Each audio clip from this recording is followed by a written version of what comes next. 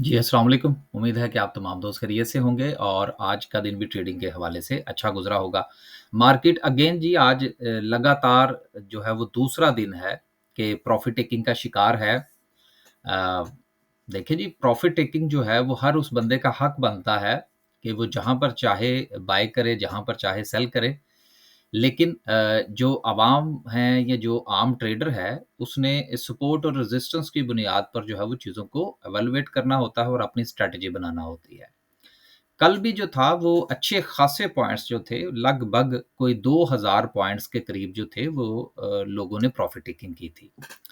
और अगर हम आज की बात करें, तो आज की क्लोज़िंग जो है, अगर हम इसको 1,64,500 कंसीडर कर लें और अगर आज का हाई जो है वो 1,66,500 का कंसीडर कर लें अराउंड, तो 66 और 64 आज भी लगभग जो है वो 2000 पॉइंट्स जो हैं, वो मार्केट में प्रॉफ़िट टेकिंग की नज़र हुए हैं।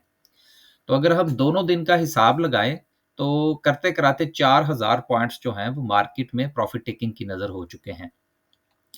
देखिए, एज़ ए ट्रेडर या एज़ ए टेक्निकल एनालिस्ट के स्टूडेंट के होने के हवाले से, ये जो इस किस्म की छोटी-मोटी कैलकुलेशंस होती हैं ना, ये करना बड़ा ज़रूरी होता है। इससे मार्केट की साइकोलॉजी को समझने में आसानी होती है, थोड़ा-सा ये पता चलता है कि मार्केट का मूड क्या है। तो फिलहाल तो जी मार्केट जो है वो प्रॉफ़िट टेकिंग का शिकार हो रही है। एक दिन जो था वो मार्केट ने आपको बहुत ज़बरदस्त रिकवरी दी, उसके अगले दिन गैप ओपनिंग हुई, तो हमने आपसे यही गुज़ारिश की थी कि भई मार्केट की वापसी हो गई है, तो अब प्रॉफ़िट टेकिंग कर लें और जिसने पोज़ीशनें काटनी है वो काट लें। तो ये देखें एक चीज़ जो है ना वो हमारे पंजाबी में हमारे उस्ताद साहब जो है ना वो एक मिसाल दिया करते हैं। वो कहते हैं जी कि वो भरिया मेला छड़ना चाहिए। समझते हैं ना? अगर किसी को इसकी समझ नहीं आई तो जी माज़रत। भरिया मेला से मुराद ये है कि जब चीज़ें टॉप पर हो ना, जब चीज़ें आपको रिकवरी दे रही हों, एक अच्छे लेवल पर चली जाएँ, तो फिर उसमें प्रॉफ़िट टेकिंग करनी चाहिए। आप नहीं करेंगे तो उस अपॉर्च्युनिटी से कोई और फ़ायदा उठा लेगा। तो अब लोग फ़ायदा उठा रहे हैं जी। बाकी मज़ीद गपशप जो है वो आगे जारी रहेगी। 1241 पॉइंट्स जो हैं वो आज मार्केट ने मज़ीद लूज़ किए हैं। इसके साथ अगर हम सर्किट ब्रेकर की बात करें, तो माशाल्लाह से आज भी आपको जी 17 कंपनीज़ अपर कैप में नज़र आ रही हैं। पीआईए का हमारा जी आज लगातार दूसरा कैप है। चलें जी, जिसके पास है जी वो यशी करें। हमने अपने ग्रुप में इसकी एग्ज़िट के लेवल बता के जो था वो मामला जो था वो मुकम्मल कर दिया। इसके साथ आज जो हमारे हाथ अपर कैप है जी वो सांबा बैंक का है। इसमें हमने लास्ट वीक भी ट्रेड किया था। अब फिर जो है वो दोबारा इसमें ट्रेड करने जा रहे हैं, देखते हैं जी क्या बनता है। आज तो ये कैप पर है, इसके लेवल्स देखेंगे कि कहाँ पर इसका एग्ज़िट या ब्रेकआउट बनता है। इसके साथ अगर हम लोअर कैप की बात करें, बड़ी अच्छी बात है जी, लोअर कैप में कोई कंपनी नहीं है। ओवरऑल अगर हम मार्केट को देखें, तो देखें जी पूरा का पूरा पहिया जो है वो आपको प्रॉफ़िट टेकिंग की तरफ जो है वो बताता हुआ नज़र अब अगेन हर कैंडल जो है वो मार्केट का डाउनफॉल नहीं होता। हर कैंडल जो है वो मार्केट की रिकवरी नहीं होती। एक ग्रीन कैंडल को देखकर जो है वो बिल्कुल खुश नहीं होना चाहिए और एक रेड कैंडल को देख के घबराना नहीं चाहिए। जिस तरह हमारे खान साहब भी फरमाते हैं ना कि आपने घबराना नहीं है। तो राइट एट द मोमेंट जो है वो मार्केट प्रॉफिट टेकिंग की तरफ है। अब इसका आगे लेवल क्या बनता है वो इंशाल्लाह जो है वो हम कैंडलस्टिक पर डिस्कस करेंगे। अगर हम सेक्टर वाइज़ बात करें, तो आज कमर्शियल बैंक्स जो हैं वो प्रॉफिट टेकिंग की तरफ गए, उसके साथ फर्टिलाइज़र, फिर technology, investment banks and so तमाम के तमाम सेक्टर्स जो हैं वो आपको प्रॉफिट टेकिंग की तरफ जाते हुए नज़र आ रहे हैं। अब एक चीज़ मैं सिर्फ़ यहाँ पर आपसे गुज़ारिश करना चाहूँगा और वो ये है कि देखिए, आप किसी भी ए, बी, सी किसी भी आप जो है, जो भी आप समझते हैं कि जिस कंपनी का चार्ट आपकी समझ में आता है उसको खोलिए। ये मैं आपको एक टिप देने लगा हूँ। उस चार्ट को खोलिए और उस चार्ट में आप देखिए कि वो शेयर जो है वो पहले इस तरह से चल रहा होगा, ठीक है? फिर ऐसे ऊपर गया, फिर उसके बाद इस तरह से, फिर इस तरह से, फिर इस तरह से, फिर इस तरह से। ये वाली सिचुएशन अगर आपको नज़र आ रही है, तो इसका मतलब ये है कि अब ये सारी की सारी जो मूवमेंट हो रही है बेसिकली, ये जो मूव थी उस शेयर की, उसके बाद जब वो साइडवेज़ हो गया है, एक लंबी मूव देने के बाद, तो अब यहाँ पर जो है वो सिचुएशन जो है वो इस तरह से प्रिपेयर कर रहा है कि अब वो उसमें क्लैरिटी नहीं है, राइट? तो जब इस किस्म की सिचुएशन हो रही हो, तो फिर इसमें इंतज़ार करना चाहिए कि या तो वो अपनी इस सिचुएशन से ऊपर की तरफ चला जाए या अपनी इस सिचुएशन से वापसी का रास्ता इख्तियार कर ले। क्योंकि ये सिचुएशन जो होती है ना, यहाँ पर बहुत सारी चीज़ें जो हैं वो ट्रेडर को कन्फ्यूज़ कर रही होती हैं। तो आपने चाहे आप छोटे टाइम फ्रेम पर काम करते हैं या बड़े टाइम फ्रेम पर काम करते हैं, इस चीज़ को अगर आप मद्देनज़र रखेंगे तो फिर इंशाल्लाह आपको मार्केट में कन्फ्यूज़न का सामना नहीं करना पड़ेगा। आगे चलते हैं जी, चीज़ें तो बहुत सारी हैं जो हर रोज़ डिस्कस की जा सकती हैं, लेकिन यकीनन वक़्त जो है वो बड़ा महदूद होता है। लास्ट पे जो है जो इंशाल्लाह कैंडलस्टिक को डिस्कस करेंगे। पहली खबर जो है वो अमरेली स्टील के हवाले से है। जिनके जो लोन के मामलात हैं, वो अब जिस तरह से हुकूमत पाकिस्तान जो है वो अपने कर्जा जात की रीस्ट्रक्चरिंग कर रही है, उसी तरह से अमरेली स्टील जो है वो भी बैंकों के साथ अपने मामलात को बेहतर करने जा रही है और उम्मीद ये करनी चाहिए कि ये मामलात जो है वो पाया तकमील की तरफ पहुँच जाएँगे। अच्छी बात है अगर ये सिलसिला हो जाता है, तो इससे कंपनी की जो क्योंकि इनकी जो प्रोडक्ट है ना बेसिकली पाकिस्तान के अंदर वो तो अच्छी है।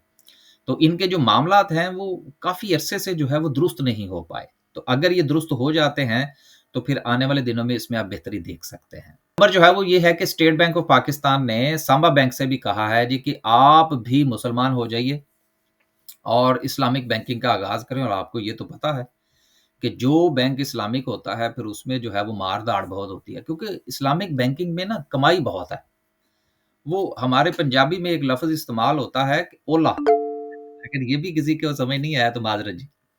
तो इस्लामिक बैंकिंग ने ना बड़े ओले हैं भाई। तो इस्लामिक बैंकिंग जो है इसके बाद आप देख लेना आज इसको फिर कैप भी तो लग गया ना।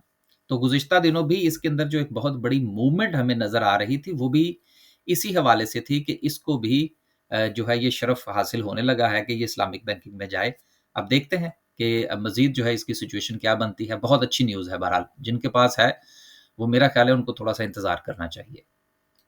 अगली खबर जो है वो ये है कि हुकूमत पाकिस्तान ने ये अलाउ कर दिया है कि आप अपनी जो इस वक़्त जो डिस्ट्रीब्यूशन कंपनीज़ हैं, इस वक़्त पाकिस्तान के अंदर डिस्कोज़ जो हैं, इलेक्ट्रिक सप्लाई कंपनीज़ जो हैं, मुख्तलिफ़ शहरों की के हवाले से है, गुजरांवाला की अलहदा से है, कराची की तो वैसे के इलेक्ट्रिक है, इसके अलावा लाहौर में लेस्को है, फेस्को है, फैसलाबाद में, इस तरह से। तो उन्होंने कहा जी कि आप जो है वो इसके अलावा भी अगर कोई प्राइवेट प्रोड्यूसर जो है, वो अगर डायरेक्ट आप उनसे बिजली खरीदना चाहते हैं, तो उसके लिए 2026 से ये मामला जो है, ये शुरू हो जाएगा। देखिए, इस हवाले से मैं 2 अगर आपके पास 2 मिनट हों तो। यहाँ यूरोप के अंदर यही है कि बिजली कहाँ से आ रही है, किसी को नहीं पता। लेकिन बहुत सारी कंपनीज़ आपसे राब्ता करती हैं, कोई यूनिट की प्राइस कुछ कह रही होती है, कोई यूनिट की प्राइस कुछ कह रही होती है, तो कंज़्यूमर के पास एक ऑप्शन होती है कि वो जिसके चाहे कनेक्शन ले ले, एक बात। लेकिन जो हम ये पाकिस्तान में ये चीज़ देखने जा रहे हैं कि जी पाकिस्तान में इंडस्ट्रियल जो यूनिट्स हैं, जो बड़े कंज़्यूमर हैं बेसिकली, वहाँ से अभी ये काम शुरू होगा। पाकिस्तान में ना इस सिस्टम को फ़रोग़ देने के लिए या आगे लेकर जाने के लिए ना रास्ते में रुकावटें बहुत ज़्यादा हैं। एक तो बिजली चोरी के मसाइल हैं, दीगर मसाइल्स जो हैं वो भी अपनी जगह पर मौजूद हैं, मैनेजमेंट के मसाइल्स हैं। तो फ़िलहाल जो मुझे ये चीज़ नज़र आ रही है, यकीनन खबर अच्छी है और होना भी ऐसा चाहिए। लेकिन मुझे ना कुछ ऐसा होता हुआ नज़र नहीं आ रहा। क्योंकि जो मैनेजमेंट के मसाइल हैं और ये जो प्लान लेकर आए हैं, ये यूरोप का प्लान है, जो दुनिया में चलता है। तो हम तो यहाँ पर इस चूँकि मैं खुद यूरोप में मौजूद हूँ, यहाँ पर मैं देखता हूँ कि ये चीज़ें किस तरह से इम्प्लीमेंट हुई हुई हैं। तो जब मैं उसको पाकिस्तान के उस सिस्टम के साथ कंपेयर करता हूँ, तो मुझे वहाँ पर ना वो वायबल नहीं लगता। So let's see, hope for the best. मैं सिर्फ़ अपनी राय दे रहा हूँ, जो मैंने देखा, कोई ज़रूरी नहीं है कि हमारी राय जो है वो दुरुस्त हो। सिर्फ़ मकसद आपको बताना है। पॉज़िटिव न्यूज़ है, इससे आप पावर सेक्टर के अंदर कुछ अच्छाई भी देख सकते हैं, बेहतरी भी देख सकते हैं, लेकिन मुझे ये चीज़ें इम्प्लीमेंट होती हुई कोई इतनी अच्छे तरीके से नज़र नहीं आ रही। अगली खबर जो है, वो के इलेक्ट्रिक के हवाले से है, जिन्होंने कहा है जी कि वो उनकी कंपनी ने जो कहा और वो जो काम किया, फिर उसके बाद जो है वो उसमें से जो है वो कन्फ्यूज़न निकल आई। मैंने ये सारी खबर पढ़ी है। यार, इसमें 2 चीज़ें बड़ी अहम हैं। पहली चीज़ तो ये होती है कि अब आप ये छोड़ दें कि सऊदी इन्वेस्टर के साथ जो रिपोर्ट्स थी या जो शेयर होल्डर ने जो है वो उनके साथ कोई बात की या एमओयू साइन किया। आप पहले ये देखें कि कंपनी कौन-सी है, के इलेक्ट्रिक, सिंपल इज़ दैट। अब इस कंपनी की हिस्ट्री पे चले जाएँ। अबराज वालों को देख लें, अबराज कैपिटल का था ना ये मामला जो कुछ भी था। अब उसमें आरिफ नकवी साहब के जो मामलात थे वो भी आपको पता है। उसके बाद शंघाई इलेक्ट्रिक के साथ जो हमारा मुआहिदा होने वाला था, जो कि के इलेक्ट्रिक को खरीदने वाले थे, उन्होंने इतना लंबा इंतज़ार करने के बाद के इलेक्ट्रिक से हाथ क्यों खींच लिया? के इलेक्ट्रिक की 2 नंबरी की वजह से। सिर्फ़ और सिर्फ़ ये खबर मैंने इसलिए शामिल की है कि यार ये इतनी बड़ी न्यूज़ नहीं थी जिसको पहले बनाया गया, फिर उसके बाद जो है उसमें से हवा निकाली गई।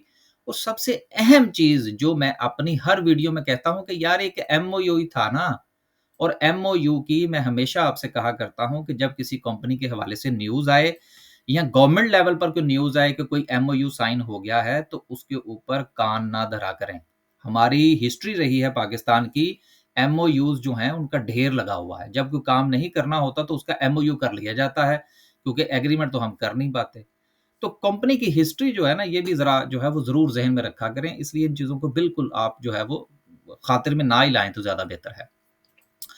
आखिर में डिस्कस करते हैं जी आज की कैंडल को। कैंडल को डिस्कस करने से पहले अगर आप हमारी कुछ सर्विसेज़ जॉइन करना चाहते हैं या पाकिस्तान स्टॉक एक्सचेंज में अकाउंट ओपन करवाना चाहते हैं या अपना पोर्टफोलियो डिस्कस करना चाहते हैं, तो उसके लिए तमाम तफ़सीलात और कॉन्टैक्ट नंबर जो है वो वीडियो की डिस्क्रिप्शन में मौजूद है, आप वहाँ से ले सकते हैं। अब डिस्कस करते हैं जी आज की कैंडल को। कल हमने आपसे क्या गुज़ारिश की थी? कल हमने आपसे ये गुज़ारिश की थी कि मार्केट जो है उसके पास जो मुमकिना तौर पर जो सपोर्ट है, वो 1,65,000 का ज़ोन बनता है। और साथ में हमने आपसे ये गुज़ारिश की थी कि अगर मार्केट जो है वो इस सपोर्ट को रिस्पेक्ट करती है, तो इसके नीचे स्टॉप लॉस लेके ट्रेड करने में कोई मुज़ायका नहीं होगा।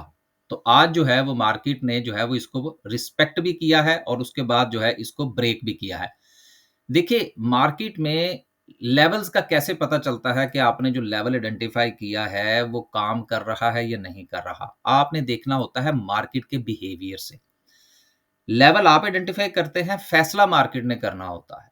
कन्फर्मेशन मार्केट की होती है, आपकी प्रोबेबिलिटी होती है। हमने इस लेवल के हवाले से प्रोबेबिलिटी बनाई थी कि यहाँ से मार्केट रेज़िस्ट कर सकती है, मार्केट ने वहाँ से रेज़िस्ट किया। यहाँ पर हमारा ये था कि मार्केट जो है वो यहाँ पर रुक सकती है, तो ये जो बाउंस बैक छोटा-सा आपको नज़र आ रहा है, ये इस चीज़ की निशानदेही करता है कि मार्केट ने इस लेवल को थोड़ा रिस्पेक्ट करने की कोशिश की, लेकिन उसके पास फिर इसको ब्रेक कर दिया। राइट। अब नेक्स्ट स्ट्रैटेजी क्या होगी? अब देखिए जो सपोर्ट होती है अगर वो टूट जाए तो फिर वो रेजिस्टेंस बन जाती है। सो राइट एट द मोमेंट जो है 1,65,000 का जो ज़ोन है अब ये रेजिस्टेंस बन चुका है और सपोर्ट आपके पास अगेन अब वापस जो है वो 164,000 का ज़ोन है जो कि ये वाला था जिसके बाद ज़ूम करके मार्केट जो थी वो नीचे गई थी। सो राइट एट द मोमेंट जो है वो सिचुएशन क्या है? अब कल है जुमे का दिन। अब मार्केट जो है वो इन बिटवीन द लेवल्स है। ना तो वो इस सपोर्ट के करीब है, ना इस रेजिस्टेंस के ऊपर है। सो जिस वक़्त कोई चीज़ जो है वो इन बिटवीन द लेवल्स हो तो उन वहाँ पर बेहतर ये होता है कि आप थोड़ा-सा पेशेंस के साथ काम करें। जिस वक़्त सुबह मार्केट यहाँ पर जा रही थी और ट्रेड कर रही थी तो उस वक़्त मैंने ग्रुप के अंदर एक तस्वीर शेयर की थी मैं जो कि मैं शायद यहाँ पर ना करूँ क्योंकि उससे बहुत सारे लोग जो है वो पैनिक हो जाएँगे। और पैनिक हालाँकि होने की ज़रूरत नहीं होती। जिस बंदे को मार्केट में काम करना है और वो पैनिक हो जाता है तो इसका मतलब ये है कि उसको मार्केट के उतार-चढ़ाव का बिल्कुल जो है वो कोई इल्म नहीं है, वो डर जाता है फ़ौरन। सो डरने वाली कोई बात नहीं है। राइट एट द मोमेंट जो है बेहतर ये है कि इस वक़्त चूँकि इन बिटवीन है, तो कल जो है वो 2 चीज़ों का इंतज़ार किया जाए, या तो मार्केट अपनी इस रेजिस्टेंस को ब्रेक कर दे, देन ट्रेड लेने में कोई मुज़ायका नहीं होगा। या फिर मार्केट जो है वो अपनी इस सपोर्ट की तरफ जाए और यहाँ पर इसको रिस्पेक्ट करे, देन आप ट्रेड ले लीजिएगा। अगर मार्केट जो है वो इन बिटवीन द लेवल्स ही अपने आप को जो है वो कंसोलिडेट करने की कोशिश करती है, तो बेहतर ये होगा कि कल ट्रेड ना ली जाए। हम काम करते हैं इमीडिएट सपोर्ट और इमीडिएट रेजिस्टेंस की बुनियाद पर, एक चीज़। दूसरी चीज़ ये है कि हम बात कर रहे होते हैं छोटे टाइम फ्रेम की, जिसको हमने लेकर चलना होता है ड्यूरिंग द डे। सो ये जितनी भी बात होती है, ये ड्यूरिंग द डे के लिए होती है, ये कोई अगले 6 महीने के लिए नहीं होती। इस चीज़ को आप ज़रूर ज़हन नशीन कर लें, क्योंकि छोटा टाइम फ्रेम जो है वो आपके छोटे अरसे के लिए होता है। अगर आपने मंथ्स और मंथ्स की बुनियाद पर कोई स्ट्रैटेजी बनानी है, तो उसके लिए आपको बड़े टाइम फ्रेम पर काम करना होगा। इजाज़त दीजिए जी, इंशाल्लाह खुश रहे, आबाद रहे, अपने पोर्टफोलियो का ख़्याल रखें, मार्केट के उतार-चढ़ाव के साथ जीना सीखें। अल्लाह हाफ़िज़।